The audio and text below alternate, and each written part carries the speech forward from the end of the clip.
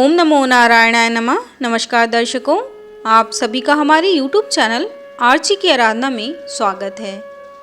आइए आप और हम मिलकर श्रवण करते हैं अखंड सौभाग्य प्रदान करने वाली करवा चौथ व्रत की पावन कथा का। प्रेम से बोलिए करवा माता की जय। बहुत समय पहले की बात है। एक साहूकार के 7 बेटे और उनकी एक बहन करवा थी। सभी सातों भाई अपनी बहन से बहुत प्यार करते थे, यहाँ तक कि वे पहले उसे खाना खिलाते और बाद में स्वयं खाया करते थे। एक बार उनकी बहन ससुराल से मायके आई हुई थी। शाम को भाई जब अपना व्यापार व्यवसाय बंद कर घर आए तो देखा उनकी बहन बहुत ही व्याकुल थी। सभी भाई खाना खाने बैठे और अपनी बहन से भी खाने का आग्रह करने लगे, लेकिन बहन ने बताया कि आज उसका करवा चौथ का निर्जला व्रत है और वह खाना सिर्फ चंद्रमा को देखकर उसे अर्घ देकर ही खा सकती है। चूँकि चंद्रमा अभी तक निकला नहीं था, इसलिए वह भूख प्यास के मारे व्याकुल हो उठी थी। सबसे छोटे भाई को अपनी बहन की हालत देखी नहीं जाती और वह दूर पीपल के पेड़ पर एक दीपक जलाकर चलनी की ओट में रख देता है।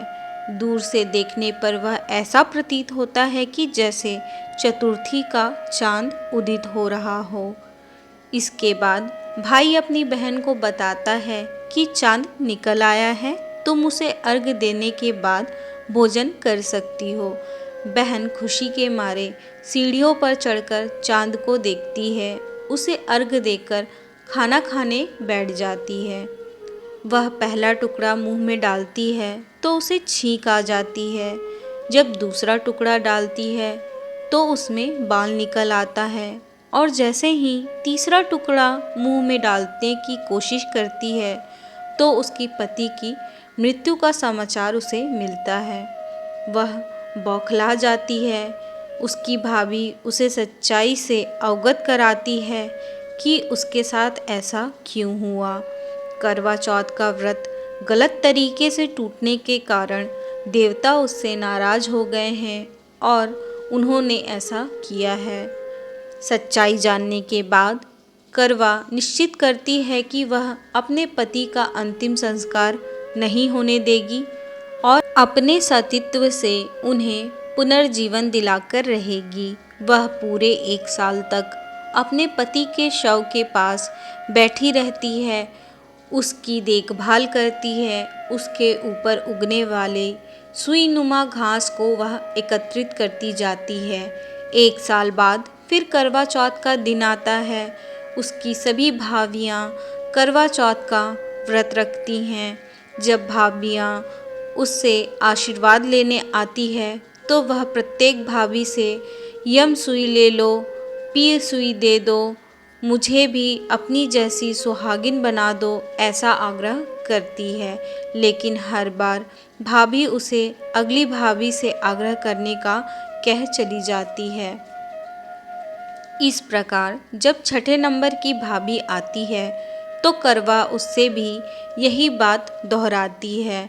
यह भाभी उसे बताती है कि चूँकि सबसे छोटी भाई की वजह से उसका व्रत टूटा था, अतः उसकी पत्नी में ही शक्ति है कि वह तुम्हारे पति को दोबारा जीवित कर सकती है। इसलिए जब वह आए तो तुम उसे पकड़ लेना और जब तक वह तुम्हारे पति को जिंदा ना कर दे उसे नहीं छोड़ना।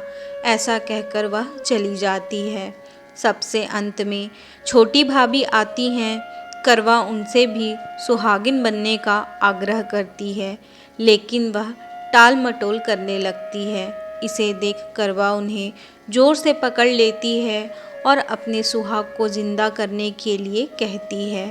भाभी उससे छुड़ाने के लिए नोचती है, खसोटती है, लेकिन वह करवा नहीं छोड़ती है।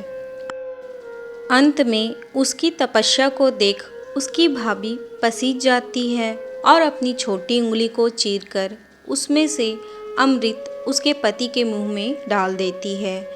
करवा का पति तुरंत श्री गणेश कहता हुआ उठ बैठता है। इस प्रकार प्रभु कृपा से उसकी छोटी भाभी के माध्यम से करवा को अपना सुहाग वापस मिल जाता है। हे श्री गणेश, माँ गौरी, जिस प्रकार करवा को चिर सुहागन का वरदान आपसे मिला है, वैसे ही हम सभी सुहागिनों को भी आपसे चिर सुहाग का वरदान मिले, यही हमारी आपसे विनती है। इस प्रकार करवा चौथ की पावन व्रत कथा संपूर्ण हुई। कथा सुनने वाले का भी भला और कथा सुनाने वाले का भी भला। प्रेम से बोलिए करवा माता की जय। उम्मीद है हमारे द्वारा सुनाई गई कथा आपको पसंद आई होगी। अगर आपको हमारा ये वीडियो अच्छा लगा हो तो हमारे वीडियो को लाइक करना ना भूलें, कमेंट बॉक्स में जय माँ करवा लिखना ना भूलें और हमारे चैनल को सब्सक्राइब कर दें ताकि आपको पूजा व्रत त्यौहार से रिलेटेड और ऐसे वीडियोस मिलते रहें। धन्यवाद।